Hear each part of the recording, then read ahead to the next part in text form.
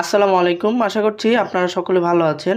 আজকের ভিডিওতে এই অ্যাডাপ্টারটি দিয়ে আমরা একটি 12 ভোল্টের মোটর এবং এটা খুলে ভিতরের কার্যপ্রণালীগুলো আপনাদেরকে দেখিয়ে দেব। আমি এটি রিভিউ ভিডিও ইতিমধ্যে আমার চ্যানেলে আপলোড করেছি, কিন্তু সেখানে আমি 772 মোটর চালিয়ে দেখিয়েছিলাম, যেটা আসলে চলেনি, আর কোনো লোড আসলে পরিমাপ করে দেখা হয়নি।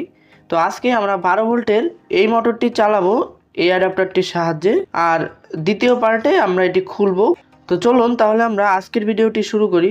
প্রথমে আমরা এই মোটরটি চালিয়ে দেখব। তো তার জন্য এখানে যে এসি প্লাগ থাকে, এই এসি প্লাগটি আমি কারেন্টে লাগিয়ে দেব। তো এসি প্লাগটি কারেন্টে লাগাতে এটি কিন্তু অন হয়ে যাবে। তারপরে এইখানে এই পোর্টটির দ্বারা আমরা মোটরের সংযোগ দেওয়ার জন্য এটি ব্যবহার করব। আমাদের যে কাঙ্ক্ষিত মোটরটি রয়েছে, তো সেই মোটরে প্লাস এবং মাইনাস ঠিক রেখে লাগিয়ে দিচ্ছি। এখানে প্লাস মাইনাস ঠিক না রাখলেও সমস্যা নেই, মোটর জাস্ট উল্টো ঘুরবে, আর কোনো সমস্যা হবে না। তো এখন দেখতে পাচ্ছেন মোটরটি খুবই আস্তে ঘুরছে, যেটা আসলে হাত দিয়েই থামানো যায়। এখন আমি এটিতে আস্তে আস্তে বাড়াবো।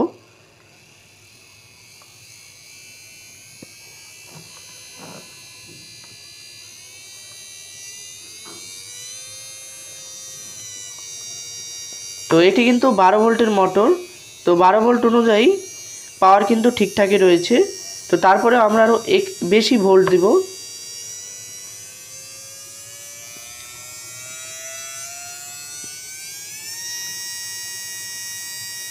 তো আমি এই অ্যাডাপ্টারের সর্বোচ্চ ভোল্টে দিয়েছি। মোটরটি কিন্তু খুবই স্পিডে চলছে।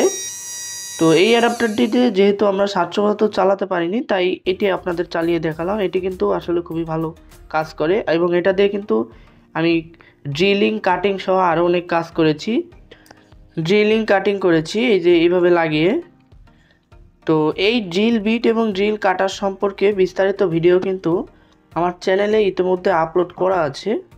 তো এই মোটরে আমি এই সব কিছু আসলে ব্যবহার করেছি। খুবই দুর্দান্ত পারফরমেন্স ছিল এটার। তো টেস্টের পর্বটা আমরা শেষ করলাম। আপনারা রিভিউ ভিডিওতে ইতিমধ্যে দেখেছেন যে আমার এই অ্যাডাপ্টারটি কিন্তু আমি ইতিমধ্যেই খুলেছি, এবং খুলে আমি দেখে তারপরে এখন আপনাদের সামনে আবার খুলবো। তো এইখানটায় আপনারা অনেক দাগ দেখতে পারবেন। আসলে এটা আমি এই মোটরের কাটিং ডিস্কের সাহায্যে কেটেছি। তো কাটিং পর্ব আপনাদের যদি এরকম শেষ হয়, তাহলে আপনাদের দরকার হবে এরকম ধরনের মোবাইল ফোন কভার ওপেনার টুল। তো যে কোনো দুটো নিলেই হবে। তো এই দুটো নেওয়ার পরে সবচেয়ে চিকন যেটি থাকবে, তো এই চিকন একটি আমরা এখানে যে কোনো এক পাশে ঢুকাবো। তো এইভাবে নিচের দিক দিয়ে দিবেন, এইভাবে নিচে। তো সোজা দিলে কিন্তু আপনার যে আসল প্যাচটা থাকে, যেটার জন্য এটা লেগে আছে, সেটা খুলে যেতে পারে।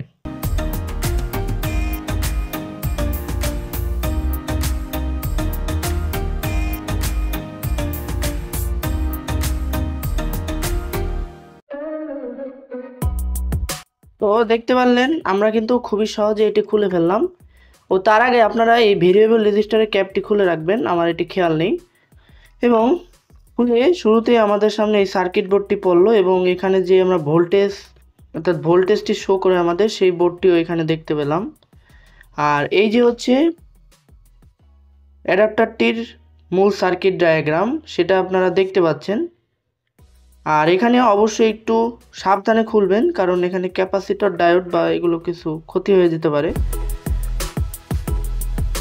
তো এখানে যদি এটা সম্পর্কে কিছু বলি, এই যে হচ্ছে আমাদের এই এসি তার। তো তার জন্য আমি বলতে পারি এই সাইড হচ্ছে আমাদের এসি সাইড, এবং এইখানে যে আউটপুট রয়েছে, এই যে এটা হচ্ছে ডিসি যেহেতু হয়, তার মানে এটা হচ্ছে ডিসি সাইড।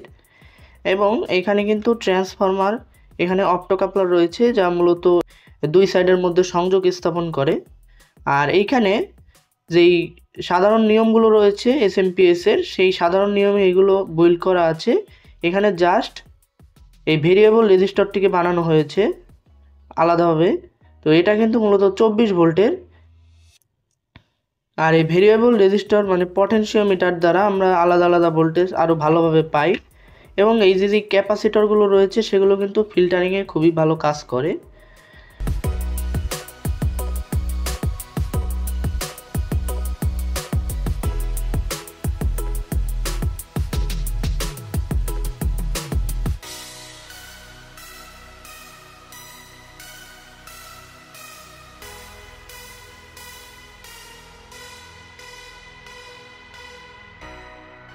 তো এটা সব কিছু দেখা হয়ে গেলে আমরা এটি ফিটিং করব, অর্থাৎ যেরকম ছিল সেরকম আবার এটা লাগিয়ে ফেলবো। তো এটি লাগিয়ে ফেলার আগে সর্বপ্রথম এই নিচের সাইডগুলো আছে, আপনারা এই সাইডগুলো মিলাবেন ভালো মতো।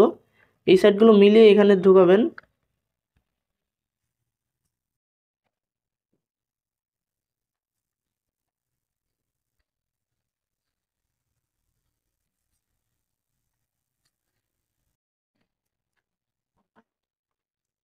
তো এটা খুলে কিন্তু আমরা ভালোভাবে লাগিয়ে ফেললাম।